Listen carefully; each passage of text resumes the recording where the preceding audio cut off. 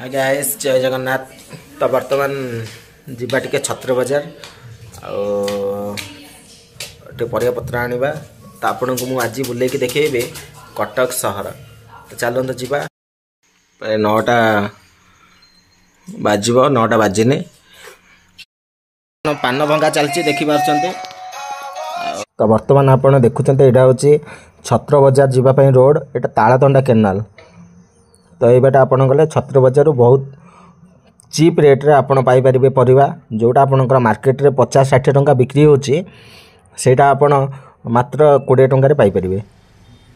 20 टंका 30 टंका 15 टंका बहुत चीप रेट रे। एटा होची कटक रो सबुठु बड़ मार्केट।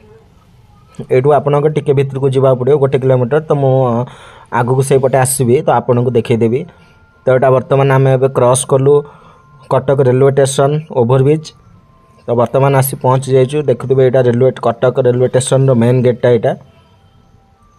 तो आगु को आपन को देखौची। तो एटा होची हमर बड़ मेडिकल। हम ओडिसा रे सबुठो बड़ मेडिकल होची कटक मेडिकल।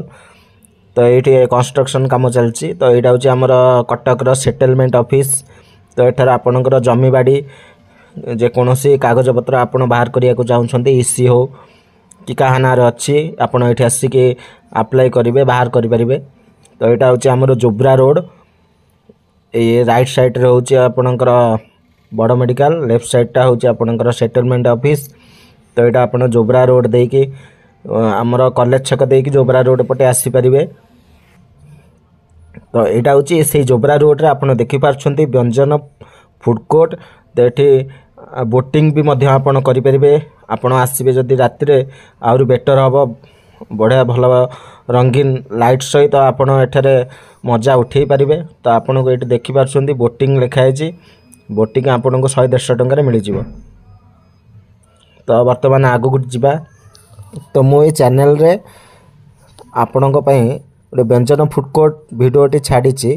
तो आपन मध्य जाई कि मो चैनल रे ए व्यंजन रो डे रो नाइट रो दुईटा को वीडियो आपन देखि परिबे। आपन ये जो टावर टी देखुचंती एटा होची वाच टावर। से जोब्रा रोड पटू आसिले आपन राइट साइड राणीहाट पड़ी जिवो। देखि पारतबे watch tower T Taldanda canal रो मझिरे हिची। तो आपन देखि पारछंती बहुत सुंदर देखा जाउची। तो कटक रे एमती बहुत जगह अछि आपन जाई परिबे बुली परिबे। तो आपनकर कटक रो बाली यात्रा बहुत विश्वर सबुठारु बड़ यात्रा। तो आपन आसिकी बाली यात्रा वीडियो भी मो चैनल रे देखि परिबे। मु रिसेंट पकेइची। तो आपन देखि पारछन्ते मु जो कहउतली छत्र बाजार ए होचे छत्र बाजार। ए पिंडी सब दुकान टाइप रहिची। तो एठी को उठी आछि जेहेतु रास्ता जाम होतला सेते बेले बहुत असुविधा सम्मुखीन होतले लोके। तो वर्तमान आपन ए वीडियोटी केम लागिला देखि कि कमेंट माध्यम रे जणैबे। तो आपन को पई कटक रो बहुत भलो भलो जगह म आगु को नै आसीबी।